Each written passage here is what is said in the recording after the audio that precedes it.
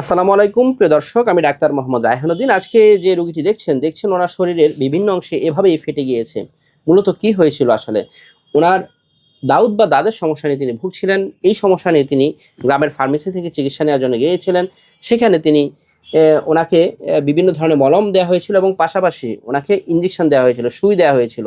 যে সুইটা ছিল স্টেরয়েড যুক্ত সুই। এই সুই কয়েকটি সুই দেওয়ার পর অর্থাৎ কয়েকটি ইঞ্জেকশন দেওয়ার পর ওনার শরীর কিন্তু মোটা হয়ে যায়, ফেটে যায়। এভাবেই শরীরের বিভিন্ন অংশ কিন্তু ফেটে যায়। রোগীর প্রাইভেসি রক্ষার্থে আমরা রোগীর ফেস নিচ্ছি না, শুধুমাত্র রোগটি বোঝানোর জন্য, সচেতনতা সৃষ্টি করার জন্যই কিছুটা আমি রোগের আক্রান্ত অংশটা কিছুটা দেখাচ্ছি। এবং রোগীর সাথে রোগীর হাজবেন্ড রয়েছেন, তিনি অনুমতি দিয়েছেন ভিডিওটি করার জন্য। এবং শুনবো ওনাদের মুখ থেকে। কেমন আছেন? আলহামদুলিল্লাহ ভালো আছি। আলহামদুলিল্লাহ জি। মূলত যে সমস্যা হয়েছিল, আপনার কি হয়েছিল?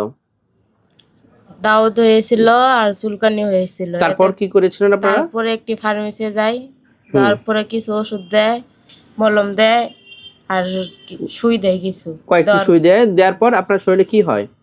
দেওয়ার পরে এই যেমন ফেটে যায় কিছুদিন পরে ফেটে যায় এবং আপনার মোটাও হয়ে যান, তাই না? হ্যাঁ, মোটাও হয়ে এবং আপনার রোগ কিন্তু ভালো হয়নি।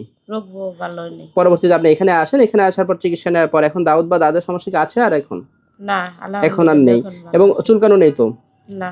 এবং দাগ পর্যন্ত চলে গেছে, তাই না? দাগটা পর্যন্ত নেই দাউদ, অর্থাৎ ভালো আছেন আলহামদুলিল্লাহ। এবং শুনবো ওনার মুখ থেকে, ওনার হাজবেন্ড থেকে, যে কি হয়েছিল আপনার স্ত্রী? আমার স্ত্রীর চুলকানি ফাট ধরে রোগ হয়েছিল, মানে চুলকানো দাউদ সমস্যা ছিল, তাই না? দাউদের সমস্যা হওয়ার পর তারপর আপনার ফার্মেসি থেকে গিয়ে ওষুধ নিয়ে এবং ইঞ্জেকশন দিয়েছিলেন, কয়েকটি ইঞ্জেকশন দিয়েছিলেন। ইঞ্জেকশন দেওয়ার কারণে এরকম ফাট ধরে গেছে, শরীরে বিভিন্ন অংশে ফাটল ধরে গিয়েছে, অর্থাৎ ফেটে যায়।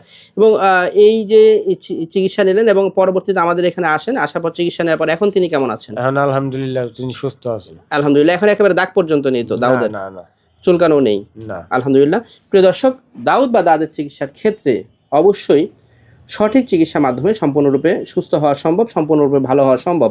কিন্তু চর্মরোগ মানেই, অ্যালার্জি মানে, চুলকানো মানেই একটি ইঞ্জেকশন দিয়ে দেবে, তা কিন্তু নয়।